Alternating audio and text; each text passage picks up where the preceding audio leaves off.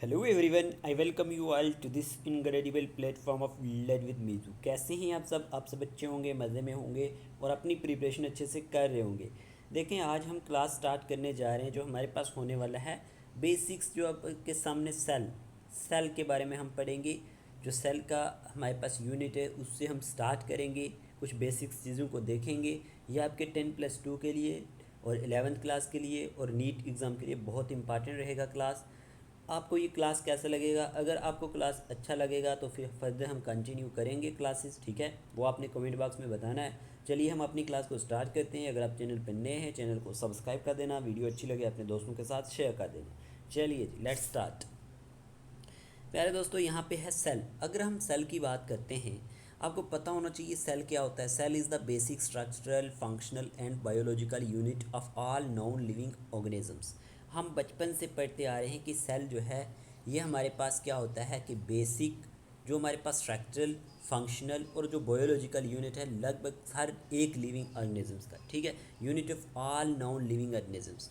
तो इसके बारे में आपको ये सिंपल सी एक डेफिनेशन इसकी याद रखनी है। और cells often refer to as building blocks of life. देखिए, दूसरी स्टेटमेंट ये भी तो आप याद रख सकते हैं प्यारे यहाँ पे दोस्तों कि हमारे पास सेल्स जो है उसको बिल्डिंग ब्लॉक्स ऑफ लाइफ भी कहा जाता है, ठीक है? क्या कहा जाता है? बिल्डिंग ब्लॉक्स ऑफ लाइफ, ठीक है। उसके बाद जब हम बात करते हैं सेल के बारे में तो दे can be classified into two main types. इसकी कितनी टाइप्स हैं हमारे पास? टू मेन टाइप्स हैं। कितनी? टू मेन टाइप्स हैं। एक है प्रोकैरियोट सेल्स, जो हमारे पास प्रोकैरियोटिक होते हैं, ये लैक करते हैं एक न्यूक्लियस को। आपको हलीम सर ने पढ़ाए थे लेक्चर, आपने वो देखे होंगे, होप आपको वो अच्छे लगे होंगे। जिसने वो लेक्चर नहीं देखे वो जाके देख लेना, 3 और 4 वीडियोस अपलोड हो चुकी हैं, ठीक है। अब वो थोड़ा सा बिजी हैं कुछ दिन के लिए, तो तब तक मैं कंटिन्यू करूँगा, ठीक है। फिर उसके बाद वही आपको पढ़ाएंगे। अब कहने का मतलब है they can be classified into two main types. Prokaryotic which lack a nucleus, example bacteria की बात करते हैं।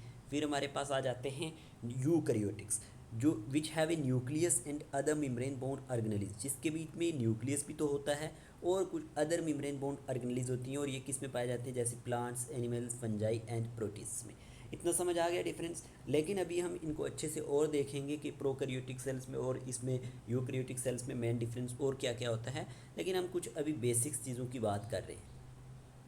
सेल जो होता है, सेल परफॉर्म करता है essential functions necessary for life, जो हमारी लाइफ के लिए बहुत ज़रूरी होते हैं, including metabolism, energy production and reproduction, ठीक है। कि हमारे पास जो सेल है ये परफॉर्म करता है जितने भी हमारे एसेंशियल फंक्शंस होते हैं नेसेसरी जो हमारी लाइफ के लिए होते हैं, उसमें इंक्लूड किया जाता है मेटाबॉलिज्म को, एनर्जी प्रोडक्शन को, रिप्रोडक्शन को। तो ये सारे पॉइंट्स आप याद रख सकते हैं। ये देखें, ये आपके सामने एक सेल स्ट्रक्चर है। क्या है ये एक सेल स्ट्रक्चर है। आपको दिख रहा होगा कि सेल स्ट्रक्चर के अंदर हमारे पास क्या क्या होता है।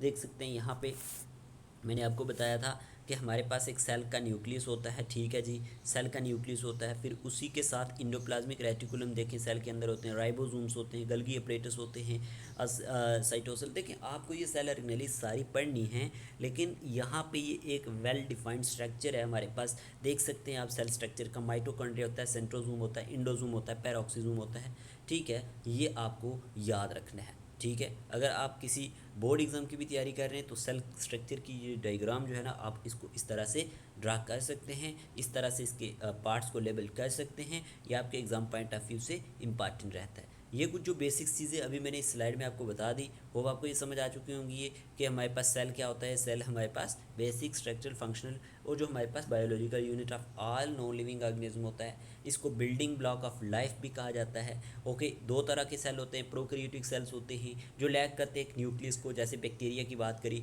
यूकैरियोट सेल्स होते हैं which have a nucleus and other membrane bound organelles, जैसे plant, animals, fungi and protist के अंदर होते हैं। सेल परफॉर्म करता है एसेंशियल फंक्शंस जो ज़रूरी होते हैं लाइफ के लिए। उसमें मेटाबॉलिज्म आ जाता है, एनर्जी प्रोडक्शन आता है, रिप्रोडक्शन आता है। ये सारी चीज़ें आपको पता होनी चाहिए। ओके प्यारे दोस्तों, चलिए आगे बढ़ते हैं।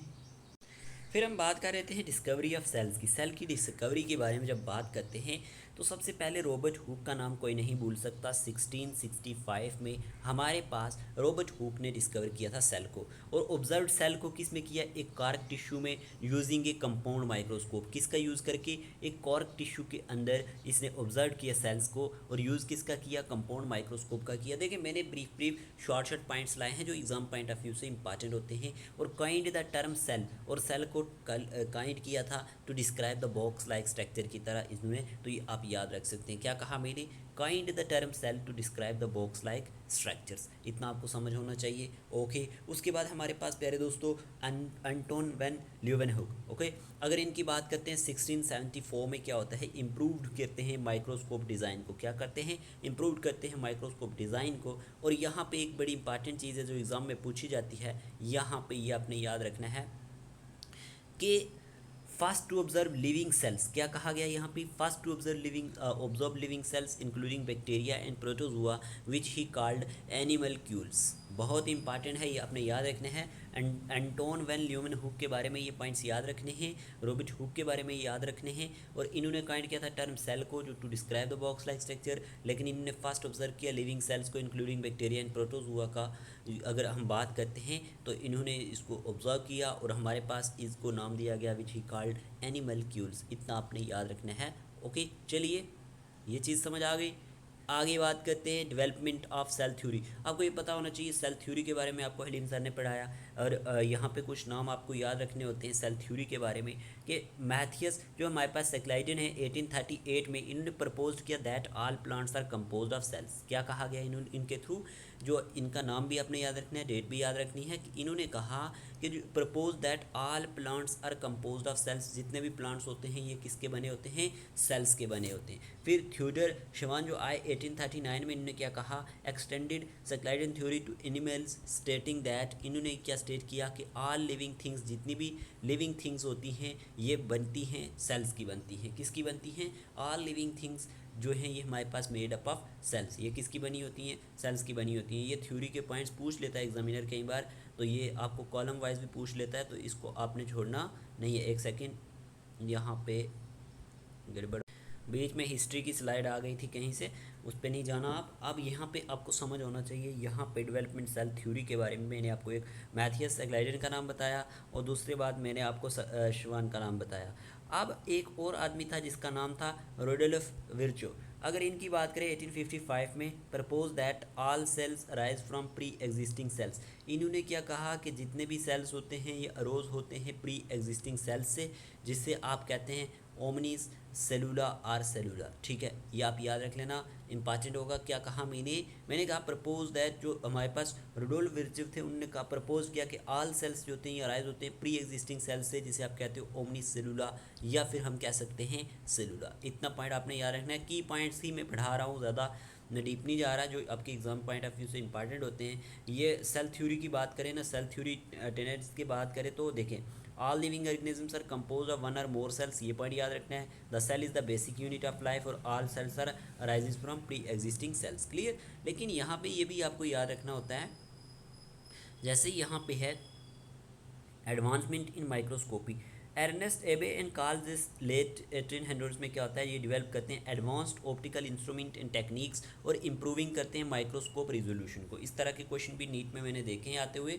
और फिर इलेक्ट्रॉन माइक्रोस्कोप 1931 में आया, जो इन्वेंटेड किया एर्नेस्ट रुस्का और मैक्स नोल ने। अब significantly increase magnification and resolution और allowing observation of cellular ultra structures. तो ये पॉइंट आप याद रख सकते हैं इसके बारे में भी। ठीक है, उसके बाद चलते हैं आगे की तरफ।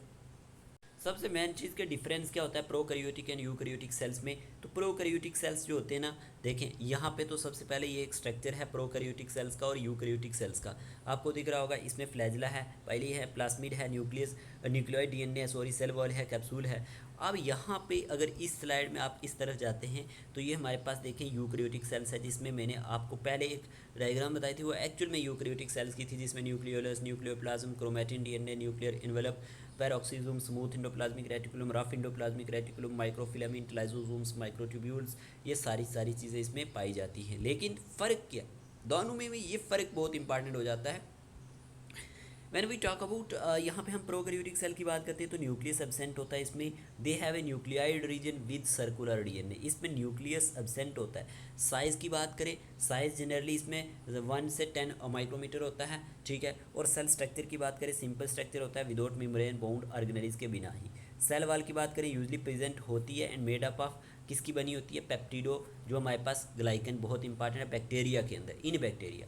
ऑर्गेनेलिज की बात करें lack membrane bound organelles, ribosomes इसमें 70s भी होते हैं, 80s भी होते हैं, आपको ये सॉरी 70s राइबोसोम्स होते हैं। और रिप्रोडक्शन की बात करें ए सेक्चुअल रिप्रोडक्शन होती है जो on mainly through binary fission के थ्रू होती है। और एग्जांपल्स के बैक्टीरिया एंड आइके। देखिए ये आपको समझ आया होगा प्रोकैरियोटिक सेल्स के बारे में, कुछ इंपॉर्टेंट पॉइंट्स मैंने बताया कि इसमें क्या क्या होता है। अब देखिए इसी के हम जब हम यूकैरियोटिक सेल्स की बात करते हैं ना, तो इसमें क्या होता है प्यारे दोस्तों, न्यूक्लियस प्रेजेंट होता है with a nuclear envelope enclosing linear DNA, okay. और साइज जनरली लार्जर होता है, 10 से 100 माइक्रोन मीटर होता है। और सेल स्ट्रक्चर कम्प्लेक्स स्ट्रक्चर होता है विद मेम्ब्रेन बाउंड ऑर्गेनेलिज होती है इसमें। सेल वाल प्रेजेंट होती है प्लांट्स में और मेड अप ऑफ सेलुलोज की बनती है and fungi made up of chitin की बनती है। और एब्सेंट होती है एनिमल सेल्स में। एक एक पॉइंट याद रखना, किस में एब्सेंट होती है, एनिमल सेल्स में एब्सेंट होती है, ये पॉइंट आपने नोट करना है। ऑर्गेनेलिज की बात करें contains membrane bound organelles like mitochondria, endoplasmic reticulum, Golgi apparatus, ribosomes और एटीएस। और रिप्रोडक्शन की बात करें कैन बी एसेक्सुअल यानी माइटोसिस के थ्रू होती है एंड सेक्सुअल जो होती है मियासिस के थ्रू होती है। Example plants, animals, fungi and protist. ये आपको मैंने जो इस स्लाइड में समझाया बताया, ये हमारे पास डिफरेंस है प्रोकैरियोटिक और यूकैरियोटिक सेल्स के अंदर। हो आपको ये शॉर्ट सा एक लेक्चर मेरा अभी आपको समझ आया होगा। इसमें मैंने सिर्फ आपको बेसिक्स चीज़ें बताई हैं, ये आपके काम की होंगी। पहला लेक्चर था मेरा, ठीक है। हम सिर्फ की पॉइंट्स पे ही फोकस करेंगे। आपको ये क्लास कैसा लगा, अगर आपको लगता है कि ऐसी क्लासेस आपको हेल्प करेंगी तो आप कमेंट बॉक्स में बता सकते हैं, हम फिर आपके लिए कंटिन्यू करेंगे। देखिए हमने आपके लिए ही लेक्चर लाने, अगर आप नहीं देखेंगे तो फिर हमारा भी कोई फ़ायदा नहीं है लेक्चर्स लाने का। अगर आपको लगता है कि आपके काम की होंगी तो आप कमेंट बॉक्स में बता सकते हैं, ठीक है। ज़्यादा से ज़्यादा शेयर कर सकते हैं अपने दोस्तों के साथ, ताकि हम आपकी इन क्लासेस को कंटिन्यू कर सकें। आज की वीडियो के लिए इतने रखते हैं प्यारे दोस्तों, मिलते हैं नए लेक्चर के साथ। Take care of yourself.